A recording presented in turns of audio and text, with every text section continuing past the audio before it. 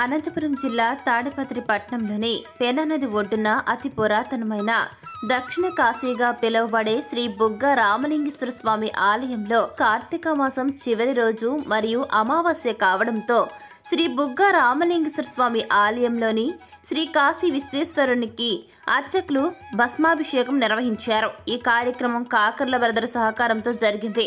ముఖ్య అతిథిగా తాడిపత్రి ఎమ్మెల్యే జేసీ Asmith Reddy, Tadipatri municipal chairman జేసీ ప్రభాకర్ రెడ్డి పాల్గొని స్వామివారిని దర్శించుకుని ప్రత్యేక పూజలు గావించారు। ఇందులో భాగంగా అర్చకులు స్వామివారికి సుగంధ ద్రవ్యాలు, ఫలాలతో అభిషేకాలు నిర్వహించి అనంతరం భస్మంతో అభిషేకం చేసి వివిధ రకాల పుష్పాలతో స్వామివారిని అలంకరించారు। ఇకపోతే ఎమ్మెల్యే జేసీ అస్మిత్ రెడ్డిని అర్చకులు సత్కరించి ఆశీర్వదించారు। స్వామివారి యొక్క తీర్థ ప్రసాదాలను వారికి అందజేశారు।